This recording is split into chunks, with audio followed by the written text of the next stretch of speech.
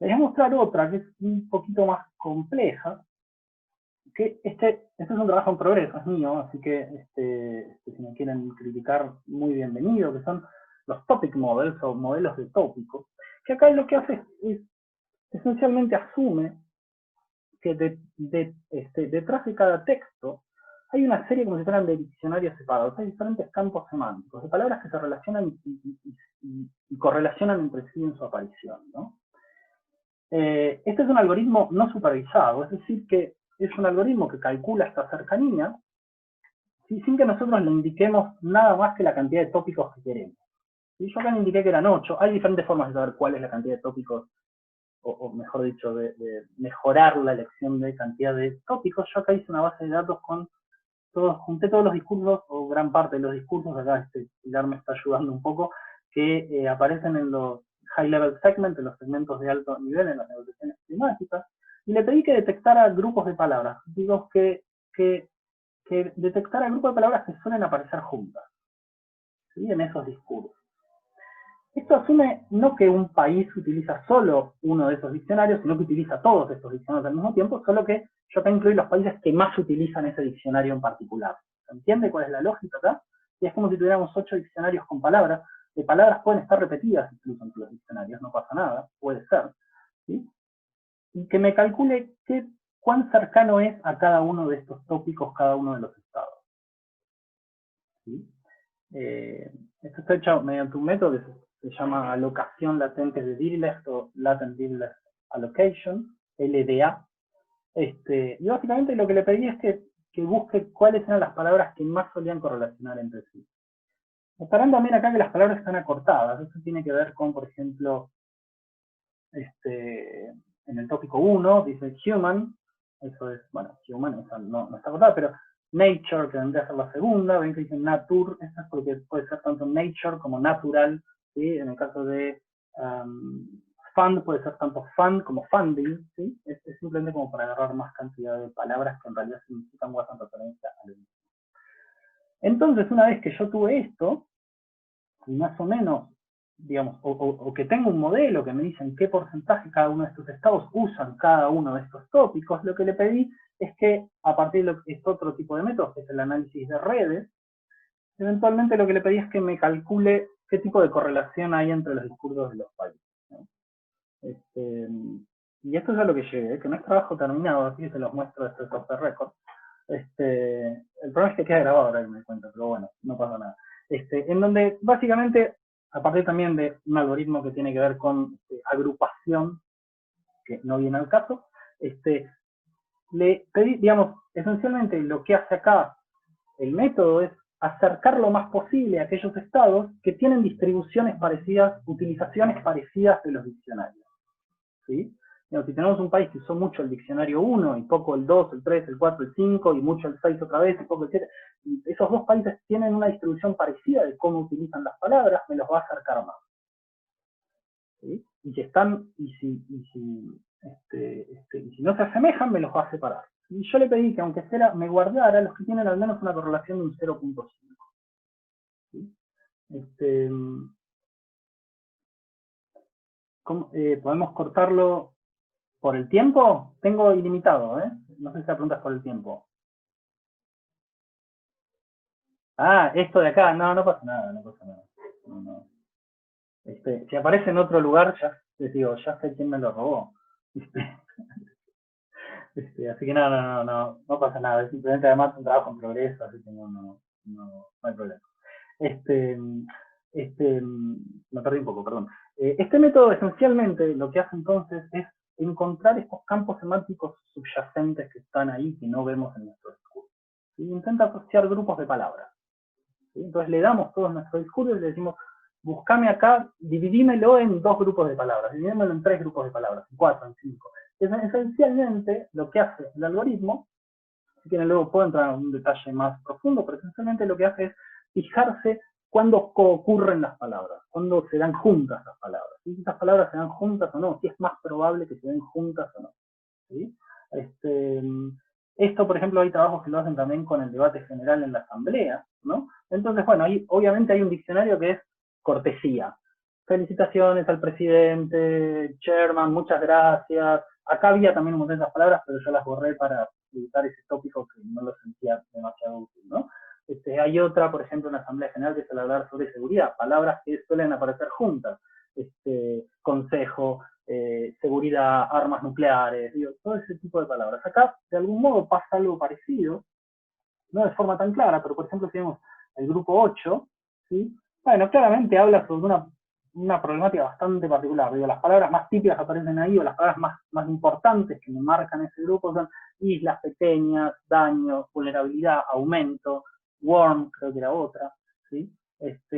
Hay una cosa interesante, hay toda una serie de países que me caen en un discurso muy ambientalista, donde Bolivia siempre es la primera, ¿no? Un discurso que aparece Earth, Nature, Mother, por Mother Earth, una asociación de una palabra que solo aparece en el discurso de Bolivia casi, aparece muy poco en otros, donde también, obviamente, esas palabras marcan, son muy fuertes, entonces marcan claramente algunos de los diccionarios, ¿no?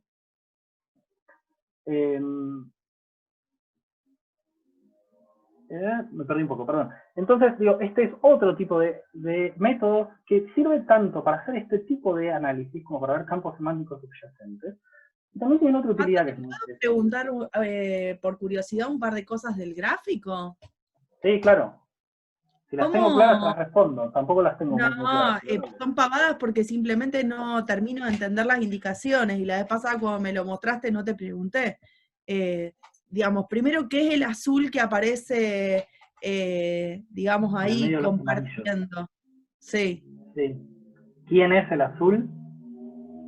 ¿Qué es? Porque entiendo que eso es un campo semántico, ¿o no?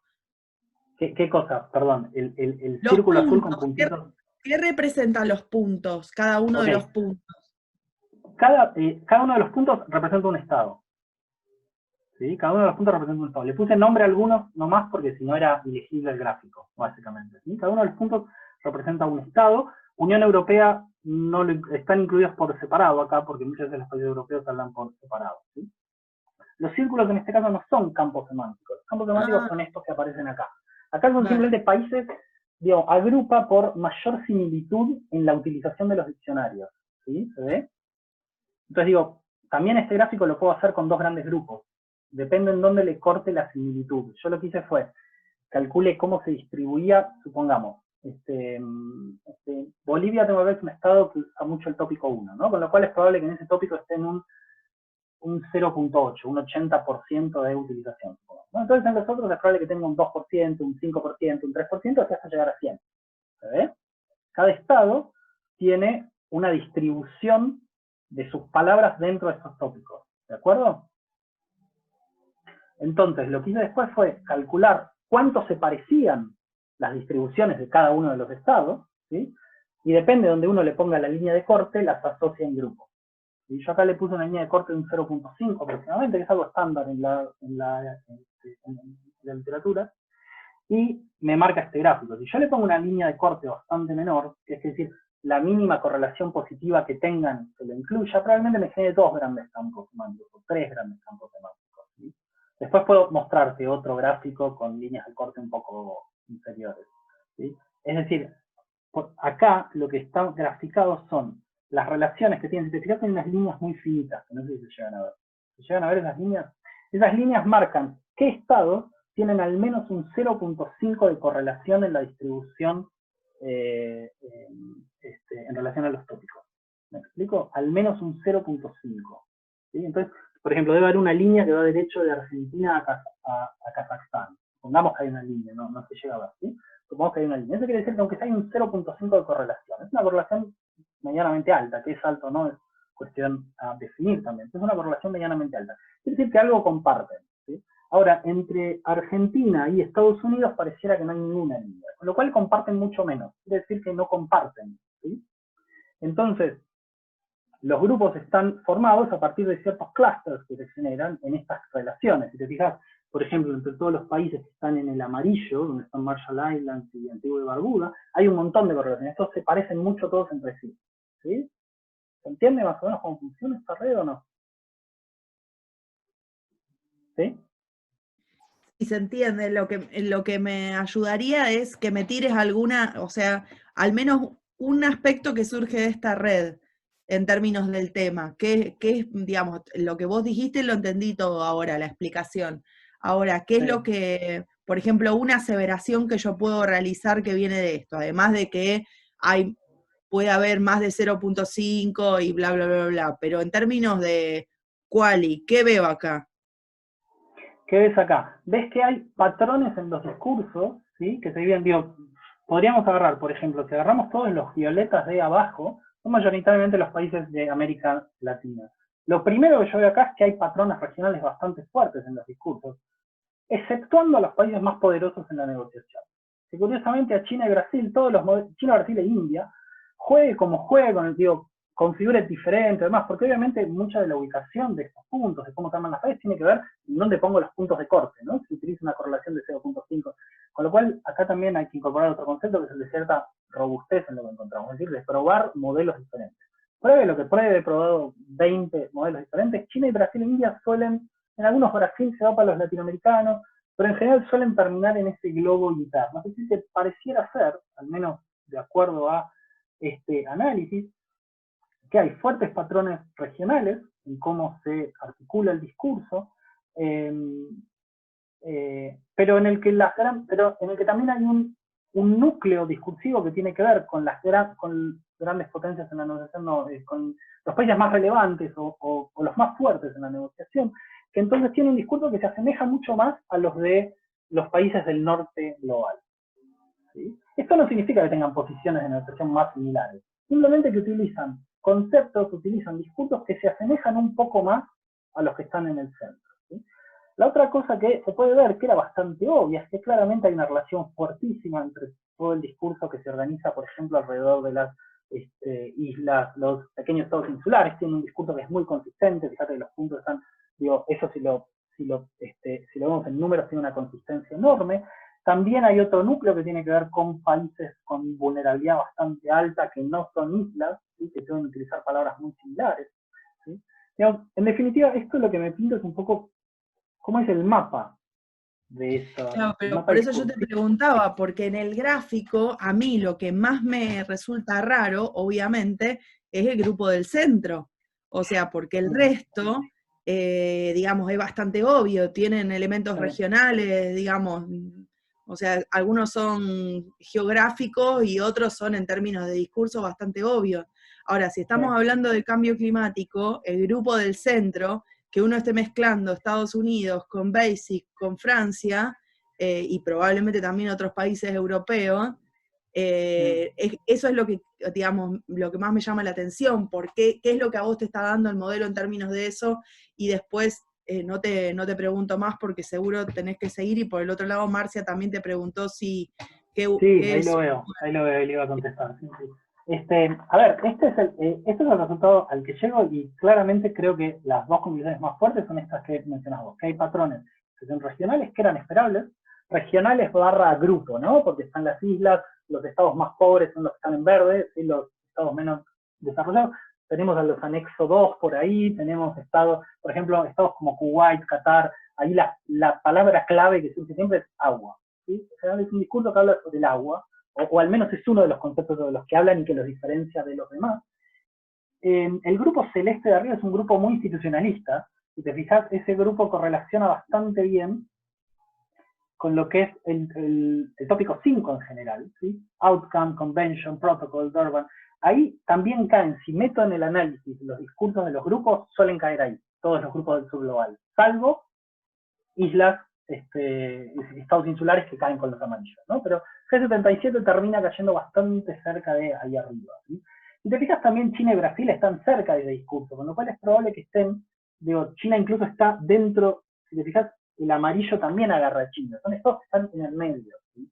Con lo cual no es que están solo en el círculo central, sino que comparten evidentemente algunos rasgos discursivos, con el G77 que aparece ahí en la parte de celeste. Si pongo el G77 aparece ahí claramente, con lo cual comparten ciertos rasgos discursivos, pero evidentemente también se están acercando en lo que dicen, que no necesariamente significa su posición de negociación. Esto digo, tiene que quedar claro, porque en definitiva qué palabras estamos usando, qué conceptos estamos abordando, pero se terminan acercando bastante, y lo cual tampoco me parece ilógico, porque digo, el poder te lleva a negociar algunas cosas que los otros, o a plantear algunas cosas que los otros no, ¿sí?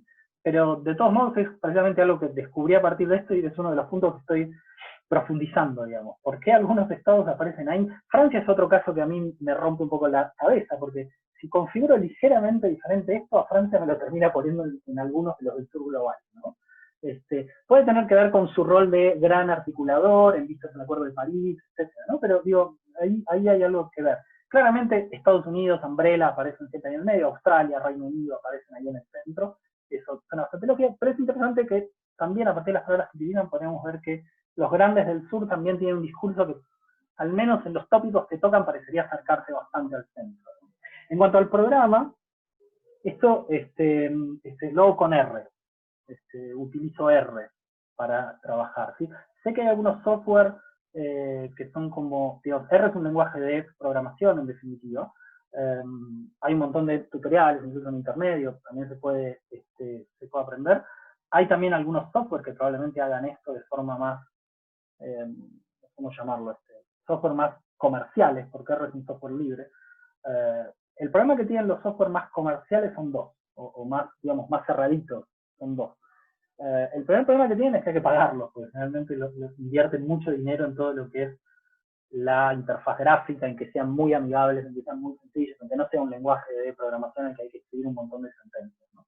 Ese es el problema uno que tienen. El problema dos que tienen es que también funcionan como una caja negra donde no sabes muy bien qué pasa adentro, ¿no? Donde no puedes desarmar el algoritmo y ver, bueno, a ver, ¿cómo le está calculando?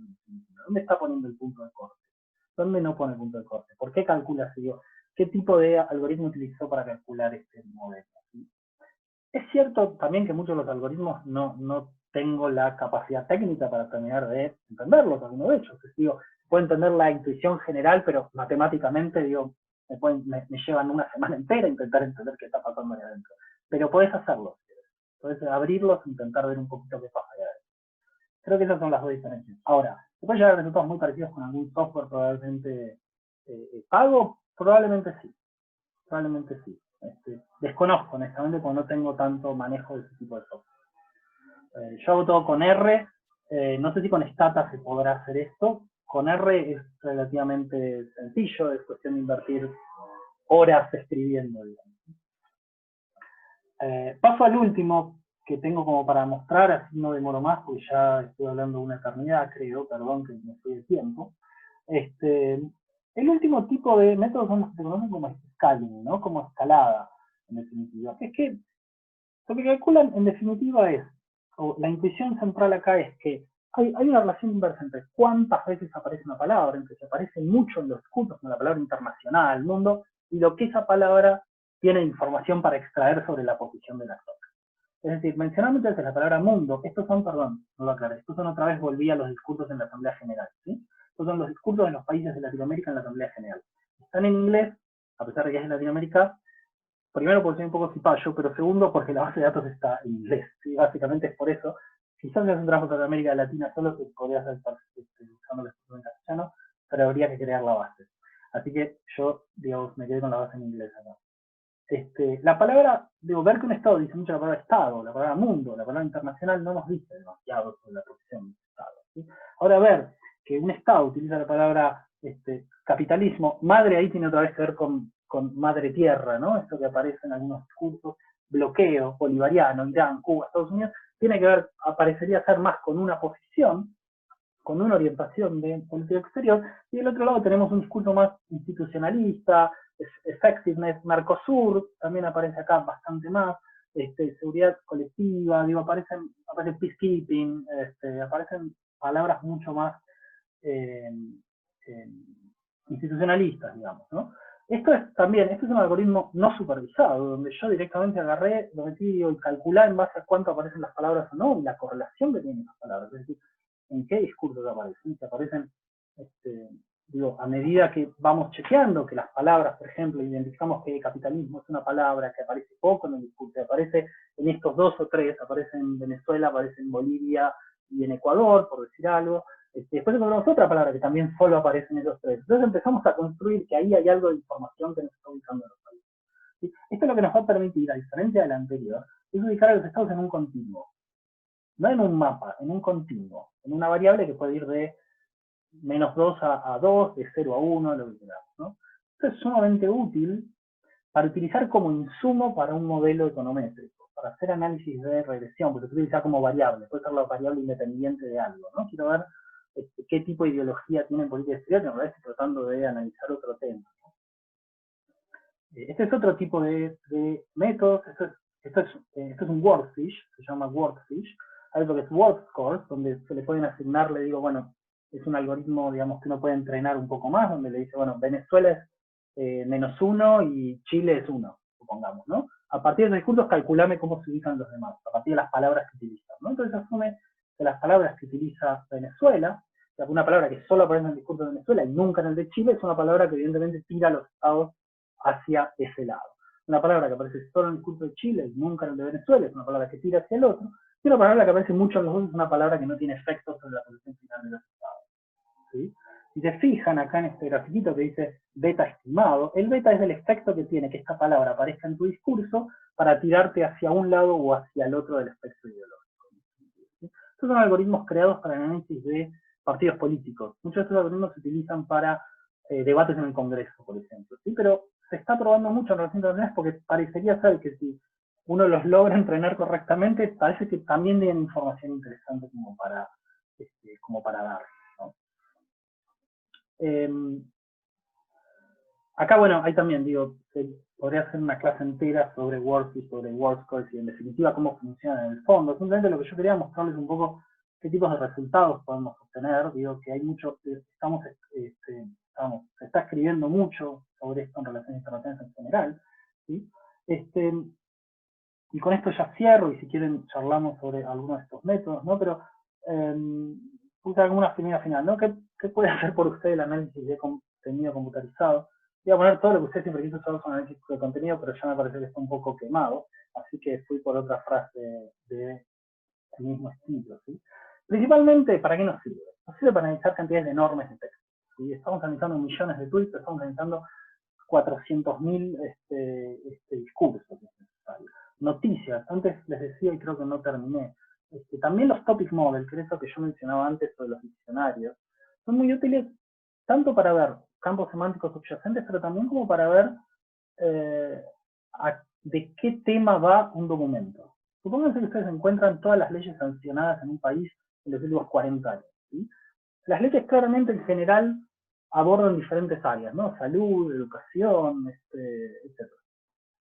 Entonces, a partir de ese tipo de modelos, uno podría rápidamente, sin tener que leerlas, supongamos 3 millones de leyes, no sé cuántas leyes salen por año, no tengo ni idea, disculpen si estoy diciendo una barbaridad, pero supongamos que tenemos 100.000 leyes, no habría que leer las 100.000 leyes para ver dónde se ubican, sino simplemente con correr uno de estos análisis, podríamos con cierta seguridad ubicar, aunque sea un gran porcentaje de ellas.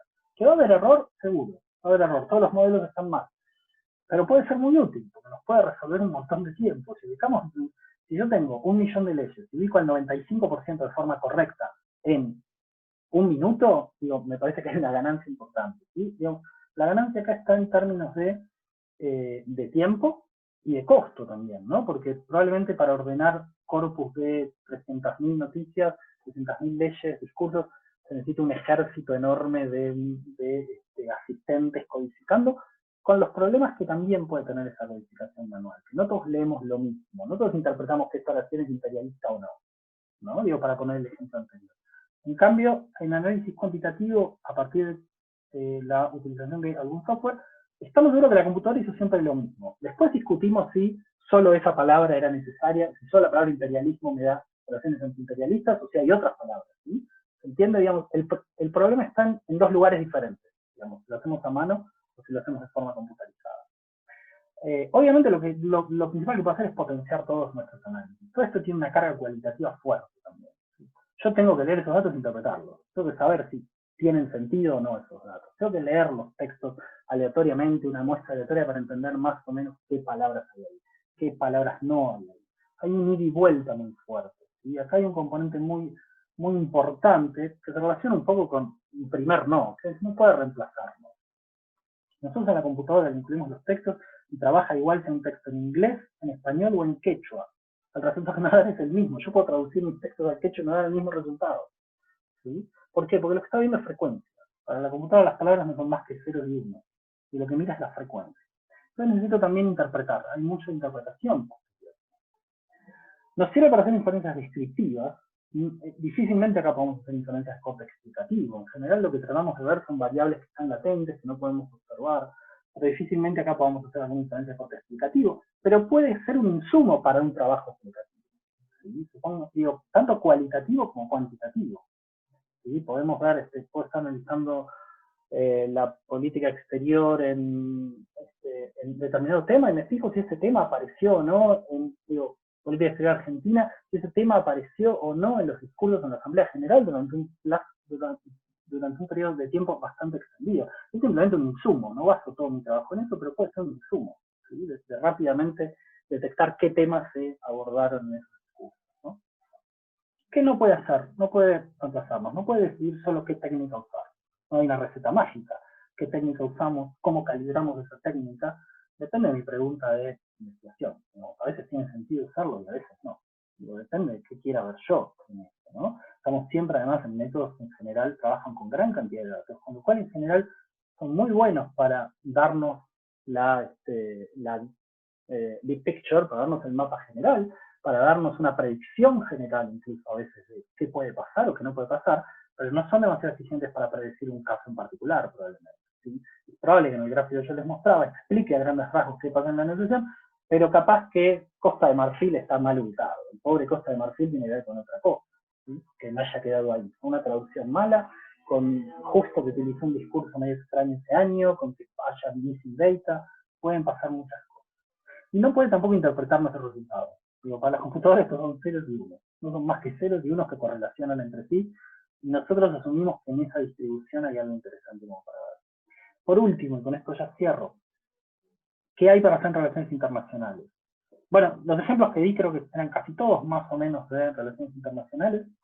Hay algunos corpus muy usados ya, que son el del debate general de Naciones Unidas, ese es el más utilizado. Hay mucho trabajo sobre esto. Ambas bases que les pongo acá, que son solo algunas, son de acceso libre y gratuito. De hecho, hay dos bases sobre el Consejo de Seguridad, esta es una y hay otra más, que salió no hace tanto tiempo.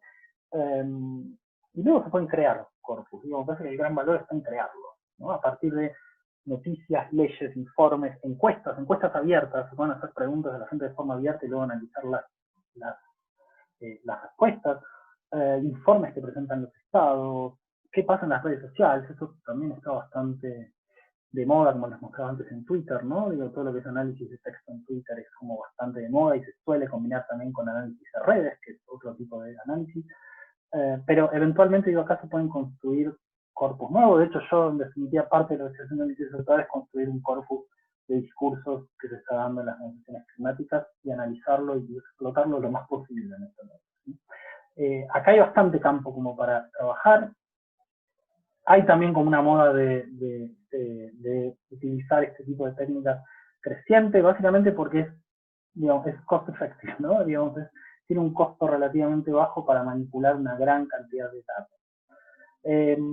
Me súper extendí porque Pilar dijo 10 minutos y llevamos como una hora, creo. Perdón, antes que nada. Y quedo abierto a cualquier pregunta, comentario, insulto, lo que quieras.